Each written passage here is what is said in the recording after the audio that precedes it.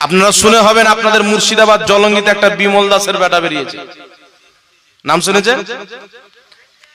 একদিন দেখছি ভিডিও বানিয়েছে, দুই একটা কিতাব নিয়ে এনেছে, ওই সানাবিল শরীফ হযরত, এভাবে একটি কিতাব আছে সানাবিল শরীফ, মীর সৈয়দ আব্দুল ওয়াহিদ বিলগ্রামী রহমাতুল্লাহ আলাইহির কিতাব।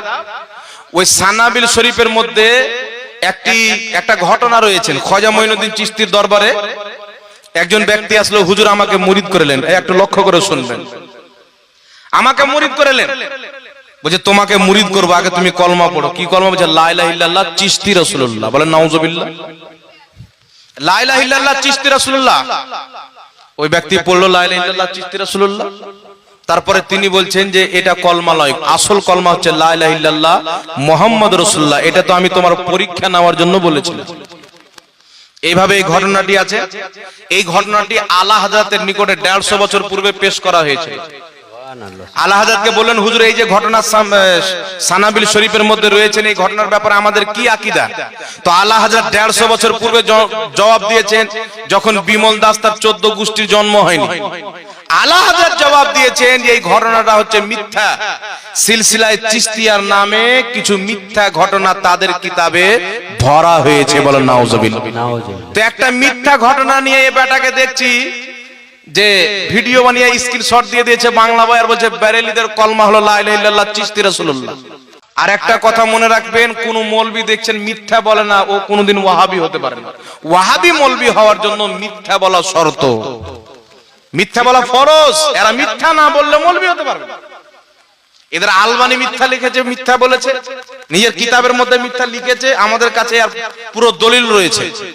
এদের ইবনে তাহমিয়া মিথ্যা বলেছে, আর মুহাম্মদ বিন আব্দুল ওয়াহাব নজদি এত জন্ম হয়েছে মিথ্যাতে, এ তো আগাছা মানে গাছের ফল।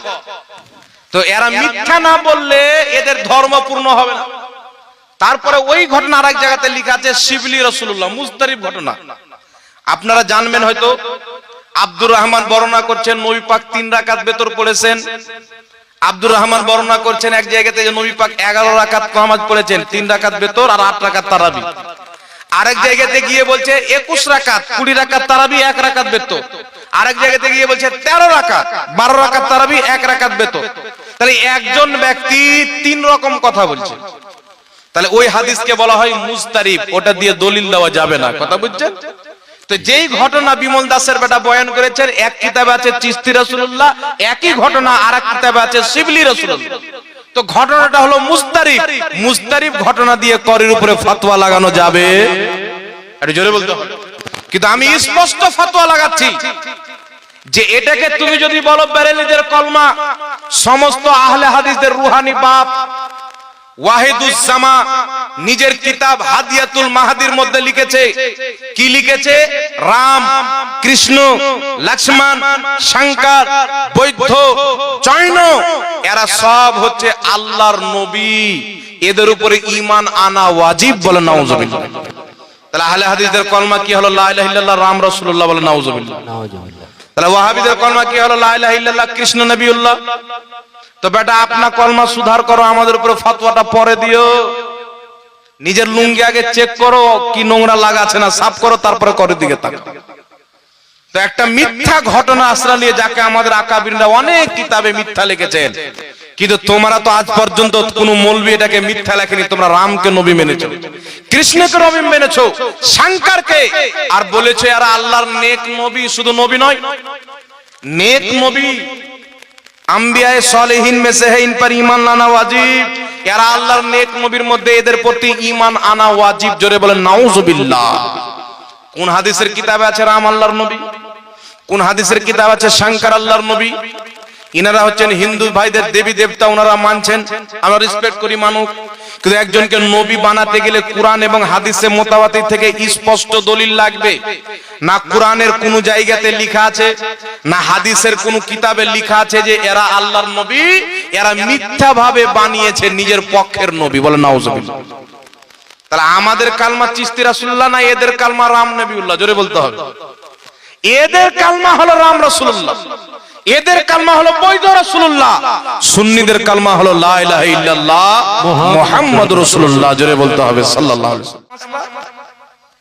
হযরতে বায়েজিদ বুস্তামি রাহমাতুল্লাহ আলাইহির ব্যাপারে একটি কিতাবের মধ্যে লেখা আছে, তাযকিরাতুল আউলিয়া সম্ভবত কিতাবটির নাম না কি বলেন, তাজকিরাতুল আউলিয়া। একটা ঘটনা আছেন, বায়েজিদ বুস্তামি রহমাতুল্লাহ আলাইহি বলছেন, এই বিমল দাসের বেটা মানুষকে শোনাচ্ছে বাংলা, এর পুঁজি হলো বাংলা। এর সামনে যদি আপনি আরবি খুলে দেন প্যান্টে পেশাব করে দিবেন। আরবি পড়ার ক্ষমতা নাই, বাংলা মৌলবি, গুগল মৌলবি। আরেকটি কিতাব দেখাচ্ছে বায়েজিদ বুস্তামি কি লিখছে, কিয়ামতের ময়দানে সকল নবীর ঝান্ডা বায়েজিদ বুস্তামি অর্থাৎ আমার ঝান্ডার নিচে থাকবে। বলেন নাউজুবিল্লাহ।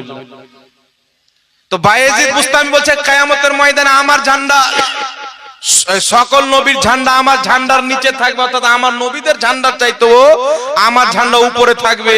তাহলে এ বেটা যদি ওলি হয় তাহলে কাফির কে? মানে ও বুঝাতে চাইলো যে বায়েজিদ বুস্তামি রহমাতুল্লাহ আলাইহি এটা বলে কুফরি করেছে, এটাই ওর উদ্দেশ্য। তো বায়েজিদ বুস্তামিকে ইবনে তাহমিয়া আল্লাহর ওলি লিখেছে, আর কোন কাফিরকে ওলি বলাটাও কুফরি। তাহলে তার ফতোয়া অনুযায়ী ইবনে তাহমিয়া কাফির হলো শরীয়ত অনুযায়ী। তাদের যত মৌলবি বায়েজিদ বুস্তামি রহমাতুল্লাহ আলাইহিকে আল্লাহর ওলি লিখেছে, তার ফতোয়া অনুযায়ী তারা কাফির হলো, তার ফতোয়া অনুযায়ী। কিন্তু বিরাদর ইসলাম শুনেন এর উত্তর কি হবে? এর উত্তর ইবনে তাহমিয়াও দিয়েছে, আহলে হাদিসের গুরু। বিমল দাসের বেটা যদি নিজের বাপের কিতাবটা পড়ে নিত তাহলে টেনশনটা হতো, কিন্তু আমি তার বাবার কিতাব থেকে দলিল দেব না, আমি দেব মুসলিম শরীফ থেকে। রাসূল পাক সাল্লাল্লাহু আলাইহি সাল্লাম বলছেন যে বানি ইসরাইলের একজন ব্যক্তি খুব খুশি হয়েছে, আল্লাহর কোন নিয়ামত পেয়েছে, অত্যন্ত খুশি। খুশি হয়ে বলছে যে আল্লাহ আনা রব্বুকা, আমি তোমার রব, আনতা আবদি, তুমি হচ্ছে আমার বান্দা। বুঝতে পারলেন কথাটা? খুশি হয়ে আল্লাহকে বলছে আল্লাহ তুমি আমার রব, এই বান্দা, আর আমি তোমার রব। তো নবী পাক সাল্লাল্লাহু আলাইহি সাল্লাম এটা উল্লেখ করে উনার উপরে কোনো ফতোয়া লাগালেন না। কারণ কি জানেন?